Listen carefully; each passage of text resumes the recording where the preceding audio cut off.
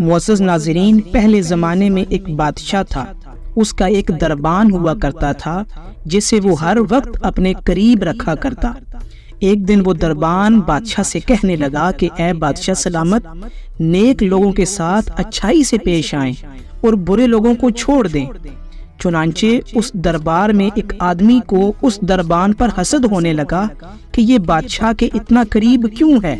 اس آدمی نے، اس چغل خور نے بادشاہ کے سامنے چغلی کی اور کہا کہ بادشاہ سلامت، یہ جو آپ کا دربان ہے جس کو آپ ہر وقت اپنے قریب رکھتے ہیں، اس نے لوگوں میں ایک بات پھیلائی ہوئی ہے کہ بادشاہ سلامت کے منہ سے بدبو آتی ہے۔ بادشاہ نے کہا کہ یہ بات جو تم نے کی، مجھے اس کا یقین کیسے ہو؟ مجھے کیسے یہ یقین ہو سکتا ہے، کیسے یہ علم ہو سکتا ہے کہ واقعی دربان نے لوگوں کے درمیان یہ بات پھیلائی ہوئی ہے؟ تو وہ چغل خور کہنے لگا کہ وہ اس طرح کہ جب وہ آپ کے پاس کھڑا ہو تو آپ اسے قریب بلائیں تاکہ آپ اس سے کوئی بات کر سکیں۔ جب آپ اسے قریب بلائیں گے تو آپ دیکھ لینا کہ وہ اپنی ناک پر ہاتھ رکھ کر آپ کے پاس آئے گا۔ بادشاہ نے کہا ٹھیک ہے، میں کل صبح اس کا امتحان لوں گا، اس کا ٹیسٹ لوں گا۔ چغل خور نے صبح اس دربان کی اپنے گھر میں دعوت کی، سالن میں بہت زیادہ مقدار میں لہسن ڈال دیا۔ کھانا کھانے کے بعد جب وہ دربان بادشاہ کے پاس حاضر ہوا تو بادشاہ نے اپنے منصوبے کے مطابق بات کرنے کے لیے اسے قریب بلایا۔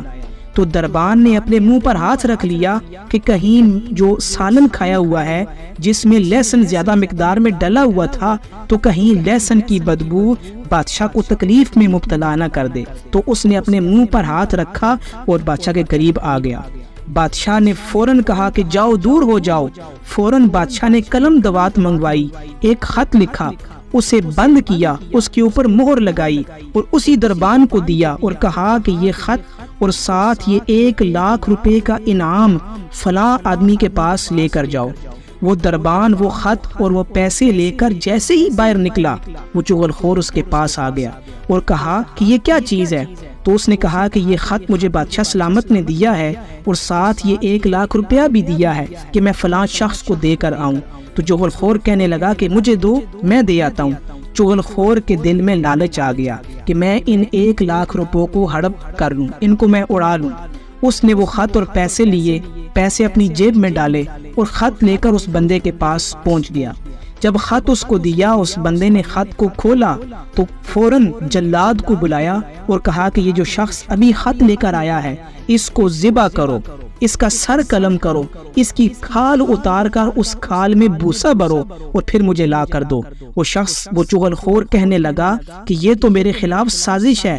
وہ کہنے لگا کہ تم میری بات نہ مانو بلکہ بادشاہ کے پاس جاؤ اور بادشاہ سے پوچھ لو کہ یہ غلط حکم ہے۔ وہ بندہ کہنے لگا نہیں، بادشاہ سلامت نے اس خط میں لکھ کر بھیجا تھا کہ جو بندہ بھی تمہارے پاس یہ خط لے کر آئے اسے سر قلم کر کے اس کی کھال میں بوسا بھر کے میرے پاس بھیجنا۔ چنانچہ اس بندے نے سزا پر عمل درآمد کروایا۔ جب وہ کھال وہ بوسا بھرا ہوا بادشاہ کے پاس پہنچا تو بادشاہ حیران رہ گیا۔ اس نے فوراً دربان کو بلایا اور کہا کہ مجھے ساری بات بتاؤ کہ تم نے اپنے منہ پر ہاتھ کیوں رکھا تھا۔ وہ کہنے لگا بادشاہ سلامت، اس دربان نے میری دعوت کی، سالن میں لہسن زیادہ مقدار میں تھا تو اس لیے میں نے اپنے منہ پر ہاتھ رکھا کہ کہیں میرے منہ کی بدبو سے آپ کو تکلیف نہ پہنچے۔ تو پھر بادشاہ بڑا حیران ہوا۔ اس نے کہا کہ واقعی تم سچ کہہ رہے ہو۔ اس چغل خور کو اس کی چغل خوری اور سازش کی سزا مل گئی۔